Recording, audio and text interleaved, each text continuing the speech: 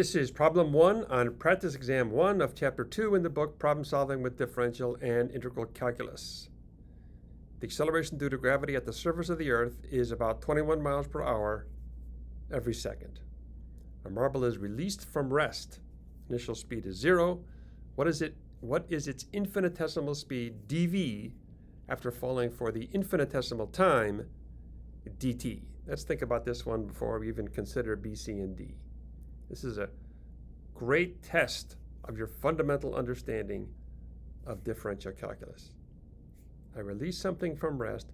What is its infinitesimal speed, dv, after falling for dt when the acceleration is 21 miles per hour every second? It's a great thing to think about. If you haven't thought about it for a long time yet, think about it now. For many students, calculus is magic. They don't understand it. Calculus isn't magic. It's hard to understand, but it's not magic. Quantum mechanics is magic, but calculus is not magic. So the definition of linear acceleration is the rate of change of the speed, dv dt. The instantaneous rate of change of an object's speed is dv divided by dt. The acceleration is constant, 21 miles per hour per second, and that's dv dt. And we can just solve this by multiplying both sides by dt, and we get dv. It's 21 miles per hour per second, dt. And people that are Jedi Masters at calculus will just write this down right away. It makes so much sense to them.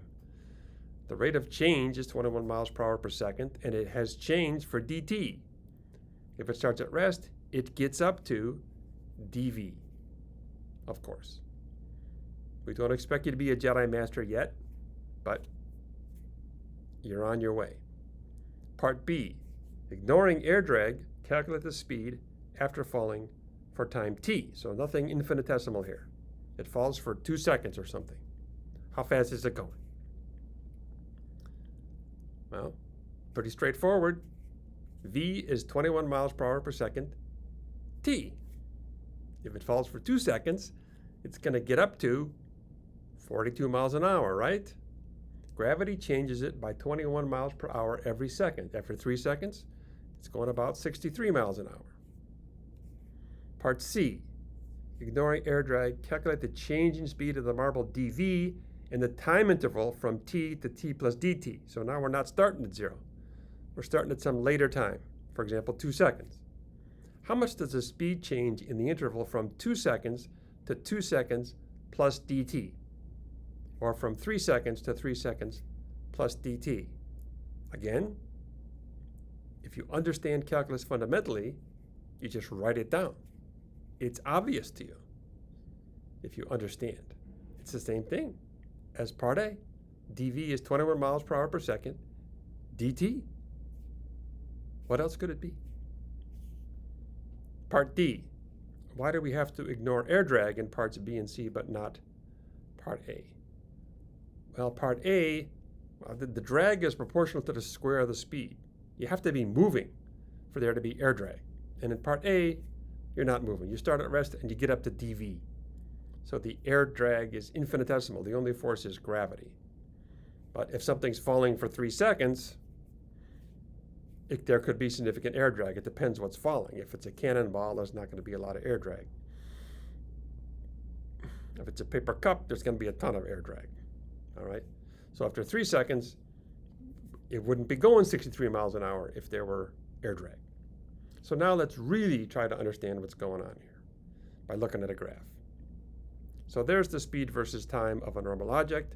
This here, v is 21 miles per hour per second t. This is the normal equation. The slope of the line is 21 miles per hour every second.